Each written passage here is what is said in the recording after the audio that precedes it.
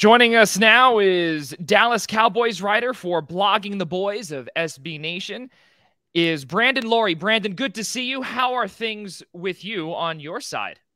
Very good. A little stressful. Usually when it's playoff weekend, especially when it's the wild card round, not a first round bye, you're kind of sitting on your hands a little bit, waiting for the weekend. So definitely a lot of nerves, but excitement. Again, this is like second Christmas for me, so I'm happy.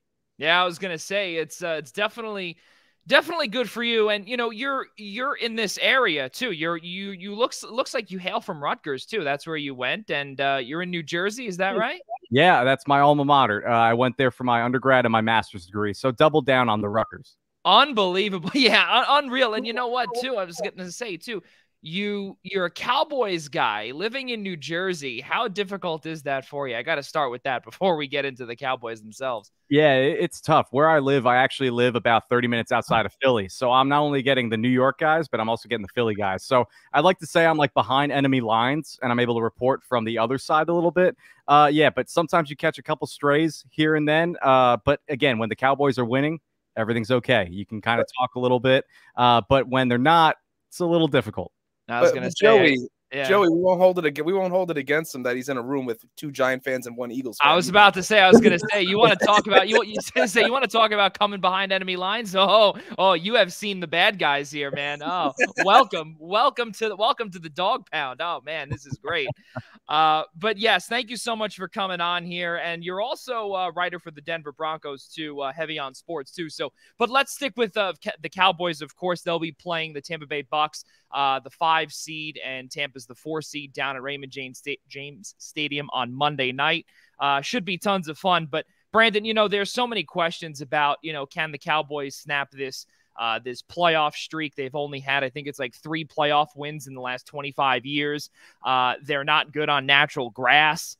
Mike said actually just a few moments ago off camera that there's another stat too that he pointed out with some uniforms that RJ wrote about in blogging the boys too. For you, obviously very stressful every time January rolls around as a Cowboys fan. How stressful is it for you and really for all the Cowboys fans out there?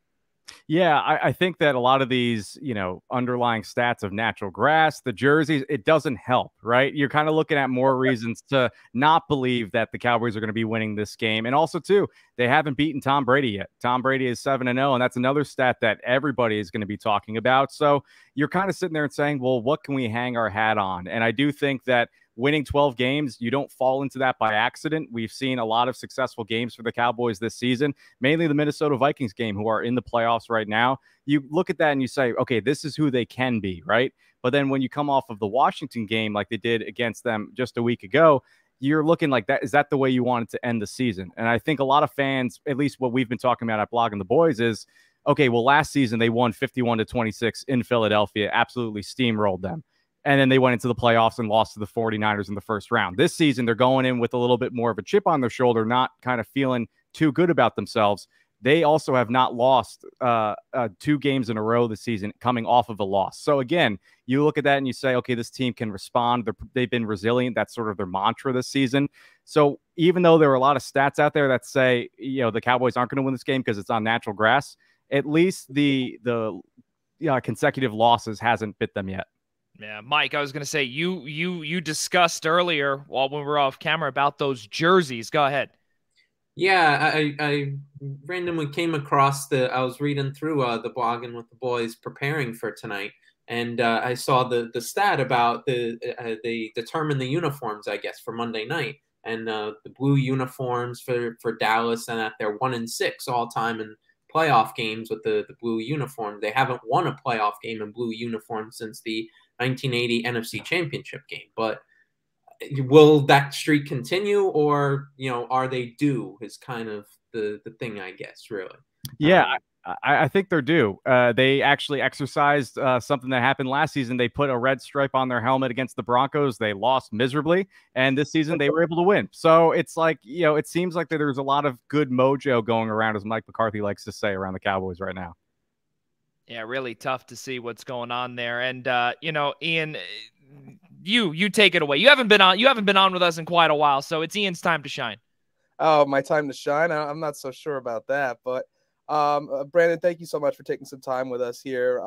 I think everything that's going into this game really, and everything I've been reading, not even so much reading, but watching, has just all about how do we fix Dallas, and ultimately, how do we fix Dak Prescott, right? This game in terms of the teams, the two teams coming in Tampa, in the Bucs and the Cowboys. This is a different scenario than what we saw week one when the Bucs prevailed back in week one in the season opening game. Really, I mean, we know Dak had a thumb injury. He lost several games this season due to that injury, but we also didn't see a lot of, with respect, even though the Eagles had beaten the Giants, and at that point, the Dallas-Washington game really didn't hold as much water. We really saw a lot of concerning things out of Dak Prescott in that loss to Washington in week 18. So what is, playoffs, you wipe the slate clean, everybody starts fresh. It's a new season. Dak's been there before. He's been successful there before. But really, for a quarterback like Dak, who's coming in struggling probably as much as we've ever seen him in his career going into the playoffs, what's been your take this week in terms of Dak's preparation going into Monday night's game? Yeah, you bring up a great point where this is sort of a Dak we've never seen before. He coming in as a rookie, there was a point where he wasn't throwing interceptions, and he actually, ended up getting the record for not throwing an interception in his first few attempts that he had. So I look at that as he was very conservative as a rookie, and as each season went on, we saw a little bit more of Kellen Moore implementing him as an offensive weapon, seeing him take more shots downfield. Mike McCarthy said that he wants him to still stay aggressive. But the concerning thing is now you're seeing that the interceptions aren't going away. And I think that we've been trying to say, okay, what's the justification? Balls are definitely not hitting the receivers. They're hitting them actually in the hands, and then they're going into the defender's hands afterwards. They're not catching the ball. So deflected passes, yeah, that'll happen. That'll be a nature of the beast. But with the way he was, the one thing that concerned me was in the Commanders game, he threw at the defender, Kendall Fuller, and then immediately went back to him, and that's when the pick six happened. And normally he doesn't do that. He won't throw something like that, like an inherent pass to go the opposite direction. So he's been a little more cavalier this season, but my perspective on it is you kind of take that aggressive nature where then he'll also hit the 3rd and 30 to T.Y. Hilton against the Eagles and end up, going on a scoring drive. So you take the good with the bad, but there's just been a lot more bad lately. So who's going to step up in the playoffs? Is it going to be the Dak Prescott that we saw week one last season where he went toe-to-toe with Tom Brady and looked really good? Or are we going to see the Dak Prescott these last few weeks who's just been a little bit more cavalier and hurting the Cowboys? Well, we saw, Brandon, how important CeeDee Lamb's been to the offense, but obviously a big piece of the offense for Dallas this year has got to be also who's going to be leading that run game, whether it's Zeke or Tony, or do you think we're going to see maybe a little bit more of a 50? I mean, Tampa Bay comes in about middle of the pack this year. I mean, they have a healthy Vita Vea now up front, but most importantly, do you expect to see still that same 50-50 split? What are you expecting out of the run game on Monday? I think that Tony Pollard, he was dealing with a thigh injury a few weeks ago. They decided to sit him out in Tennessee. They didn't really use him much against the Commanders. So I think that they were not wanting to show their hand a little bit. I think Tony Pollard's going to be getting the bulk of the carries because last season in the playoffs, the big thing that a lot of people were criticizing Kellen Moore for was not using CeeDee Lamb, not using Tony Pollard. These are your explosive playmakers on offense, and they have gotten you to this point. Tony Pollard, a Pro Bowler, is having a career season. So I think when you get to this point of the year where it's win or go home, you have to lean on your guys. And I know Zeke has the contract, he's getting the money, but they've had a really good relationship this season where Zeke understands, and he's quoted saying this, that I know that when Tony Pollard is getting his touches, we win games. So that doesn't bother me. So I do think that Elliott did have success. He was getting almost 5 yards a carry week one against the Bucs. Tony Pollard had his second worst game of the season. I think that you're going to see something different where it is more of a 50-50 split. And if Tony Pollard's the hot hand, I really do think that they're going to ride him a little bit more than Elliott. And then maybe Elliott will get his opportunities on the goal line. But I do think it'll be closer to 50-50, maybe 60-40 in favor of Pollard. You could definitely argue that probably coming into the playoffs, Dallas has one of the best, if not the best, 1-2 punches in the backfield coming in. Last point really here for me, Brandon, is we know that Tom Brady's going to have his full complement of receivers. We kind of, as we hit the playoffs, whenever anything gets a reference to Tom Brady and how old he is and that he's got to be regressing at some point. And we've really seen it throughout this entire season. But he will have his full complement of receivers there. And one area where the Cowboys come in struggling and just been decimated by injuries a little bit, it's got to be in their defensive backfield, in their secondary, with the loss of Anthony Brown, especially their left corner who's on IR. But also one thing going, I mean, we know how big of a piece Micah Parsons is, but at the same time, the Cowboys also come into tonight's game and in the regular season being one of the leading teams in turnover margin. So really, where's this game? I mean, this game has been so tough to predict. I don't want to say that I really hate looking forward to this game, not because of the ratings or anything like that. I just think this game is so difficult to predict because really you've got two teams coming in that almost, I don't want to say mirror each other a little bit, but really can exploit each other's weaknesses. So where do you think, in your opinion, the game is won for Dallas? I completely agree. To me, these are two Jekyll and Hyde teams that going into the season both had high expectations, and then, of course, Dak got injured. The Bucs have just been a shell of themselves on offense, but you've seen flashes, and I do think you mentioned the complement of receivers that Brady has. They sat a lot of guys last week, hoping to rest and get healthy. Julio Jones, he had a great game week 1, and so you look at where can they exploit them on defense? And you brought up the cornerback position. Anthony Brown has been a guy a lot of fans haven't liked, but it's almost like you don't know what you have until it's gone. And once he left, Deshaun Wright, second-year player out of Oregon State, has stepped in. Low expectations, drafted in the 3rd round, hasn't really developed. Their 2nd-round pick last season, Kelvin Joseph, hasn't really developed, if at all. So that prompted them to sign Xavier Rhodes off of the street. He was on the Bills practice squad. And now there's even talk of him possibly getting a bulk of the reps at that cornerback spot because he's a vet. He's seen it. And so where are they going to go with that position? Tom Brady sees that as almost like a red blinking light. Like, this is the guy who I'm going to attack. The benefit is the Cowboys have a rookie in Deron Bland that's leading them in interceptions right now, and he's an aggressive young corner. They trust him in the slot. Chris Godwin has been Tom Brady's target all season. I think the Cowboys fans can rely on Deron Bland kind of neutralizing him just a little bit. Again, it's vet on rookie, but Deron Bland, a lot of his interceptions have come in man coverage. So you trust that he's going to be a little bit more aggressive. You brought up Micah Parsons. The pass rush hasn't been getting home as much this season towards the tail half. And I think that Micah being snubbed, as many people, even himself, were saying of the all-pro list, you know, he has something to prove in this game. He wasn't that great against the 49ers last season. This is his 2nd time around in the playoffs. I do think that he will double down, get 2 sacks, and whether that gets an interception for somebody on the back end, that's the way you beat Tom Brady, is you have to get them to turn over the ball. Brandon, you brought up, pretty much 3 points that I was actually going to bring up in the next question. And, you talk about Micah Parsons potentially, having the chip on his shoulder because he wasn't selected to the All-Pro team.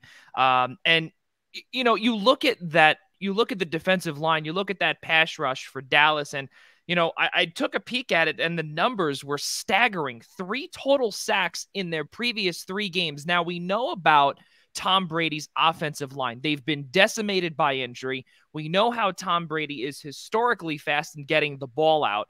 And, with that being said, Micah Parsons, we've heard it on so many different broadcasts when the Cowboys are playing national TV or whatever it is, that Micah Parsons cannot do it all himself. Where do they get the help from the pass rush, especially with this decimated offensive line that, getting to Brady might just be a little bit, I don't want to call it easier, but they need to pick something up. They need to get it going on the defensive line too.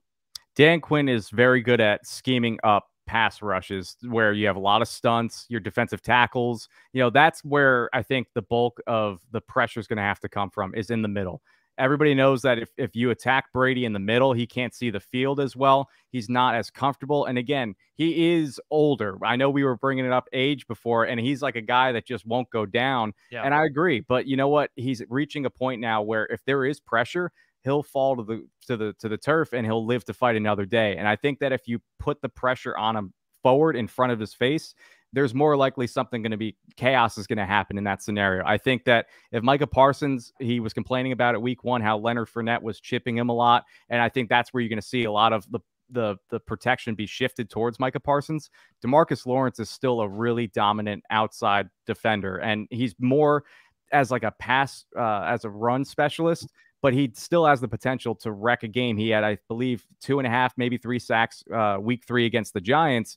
And he can show that he's still a good defensive pass rusher. So I do think that Leighton Vander Esch, he'll be coming back as a linebacker. He's been injured.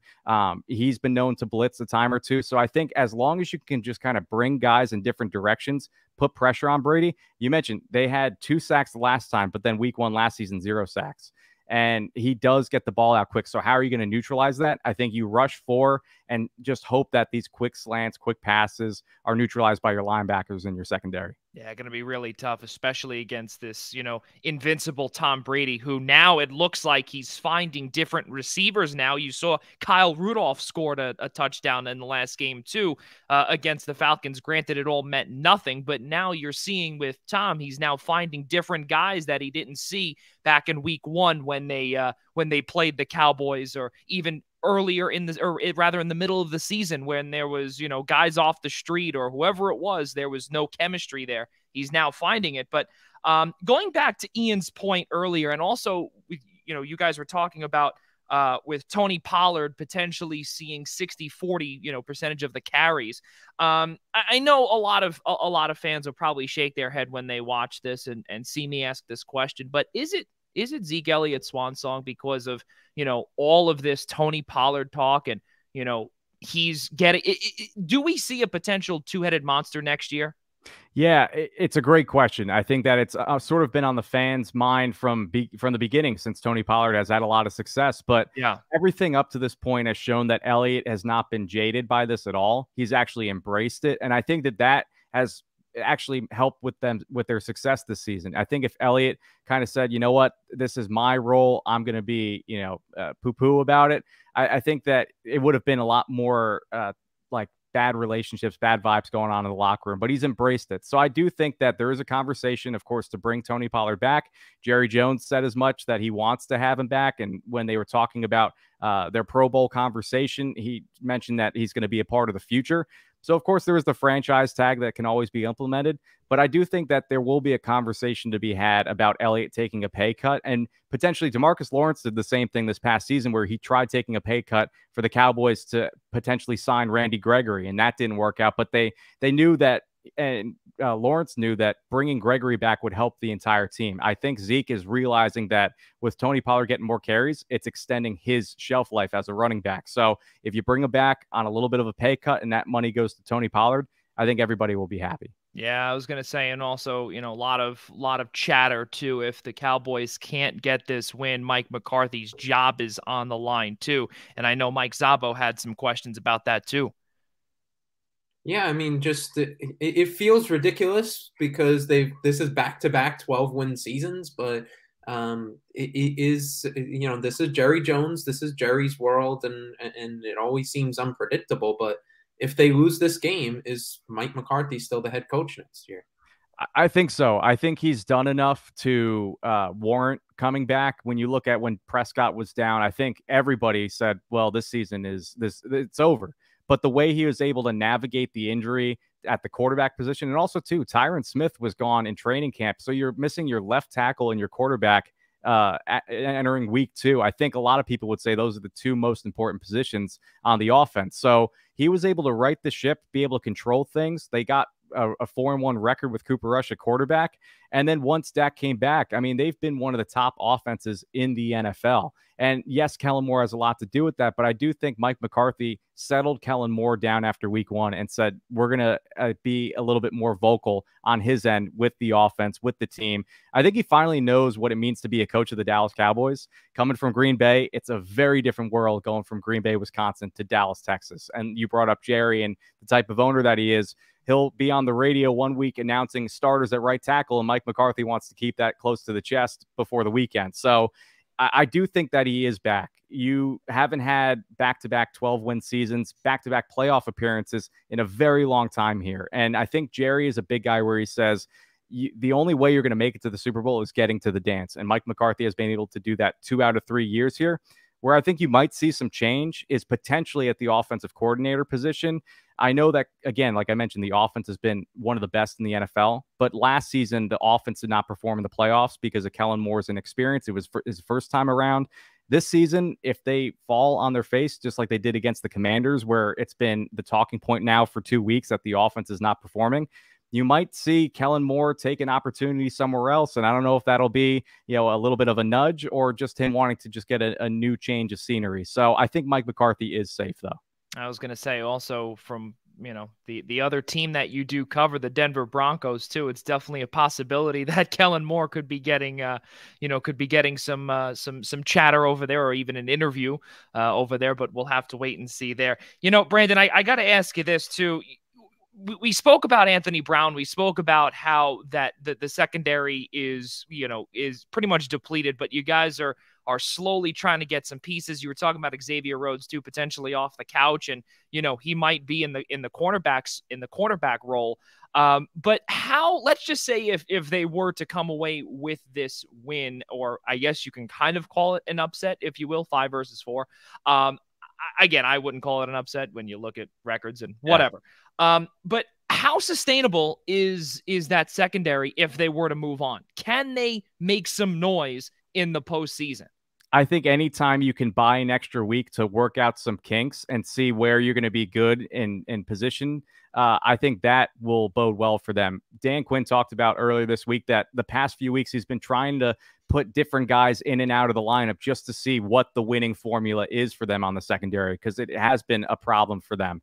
They've been trying a lot of guys, so I think that's why the defense has struggled a little bit. Josh Dobbs was able to throw on him, Gardner Minshew, Sam Howell even for a little bit. So I think you're seeing a lot of guys just have success because they're trying to figure out what the right combination is. And I think that for them, confidence would go such a long way into solidifying that, because if you can go into the divisional round and say, well, we just beat Tom Brady, and this was our secondary, he's known to exploit our weaknesses, and we are able to turn it into a strength, I think that will carry well. And especially the quarterbacks that are in the NFC playoff race for the first time in forever. There's no Aaron Rodgers. Tom Brady is now 2 years removed from the Super Bowl run. Matthew Stafford isn't in it. Like these throwers, these high-flying offenses, it's more mobile quarterbacks or youth. So I do think that the defense, they have favorable matchups moving after this round. It's just, can you get past Tom Brady and the Bucs? Well, the next thing, and pretty much the second to last thing we got to ask too, obviously, is that, we've seen Tyler Biadasz, the team's center. He's been banged up for, the latter portion of the last couple of games, and, full health. Do we expect him to be at full health come Monday rather? And does that also play a part in the struggles with Dak Prescott as well? Yeah, I think so. I believe he will be 100% healthy. Everything, at least coming out of the first practice report, seems positive that he will be available for this game. Yeah. And I think the reason why you saw a lot of pressure from the Commanders is they had Connor McGovern, who didn't take any NFL snaps outside of when he was able to come in as a reserve player in the Titans. That was his first NFL start at center. The last time he played the position outside of the NFL was his sophomore year at Penn State. So it's been a minute for him. So I think that the checks, the calls, all that stuff, the communication between Dak and Biadasz, that is their strength. Dak is so good at maneuvering protection, checks at the line of scrimmage, and a lot of that comes from his center. He's worked with someone like Travis Frederick in the past, which, again, very cerebral minds at center. So Biadasz stems from that, and he's learned a lot from Frederick. So I think that him being back will help neutralize a lot of the pressure that the Bucs are trying to throw at them, because he is a little bit smarter, a little bit more sound in his protection. I was going to say, some football fans do not understand the value of a strong center, especially up here too. And now you're seeing it. You're seeing it at full strength too. So hopefully, for the Cowboys' sake, they'll get Biadasz back for Monday. So our last question for you, and this is how we always end our segments, is a prediction from you. An exact prediction, Brandon. What do you got Monday night? Going to put you on the spot here. I've been thinking about it all week, and I 27-21 in favor of the Cowboys rings in my head a lot. And I say that because I do think that, where do you want to be? Do you want Dak Prescott going on a final drive to win the game, or do you want the defense to stop Tom Brady? And like I brought up with momentum, with confidence, I do think that the Cowboys stop Brady on a final touchdown drive, end the game, and that carries over a lot of momentum in the divisional round. Well, that would be something. Imagine we see Cowboys Eagles in the divisional round. Good Lord. I'll be hyperventilating. Give me some oxygen. Ladies and gentlemen, Dallas Cowboys writer for Blogging the Boys of SB Nation, and also cannot forget about his other work too. He's a Denver Broncos writer for Heavy on Sports. Brandon, thank you so much for joining us here tonight, and we hope to have you back soon. Absolutely, guys. Absolute pleasure. All right. We'll be back in a few short moments.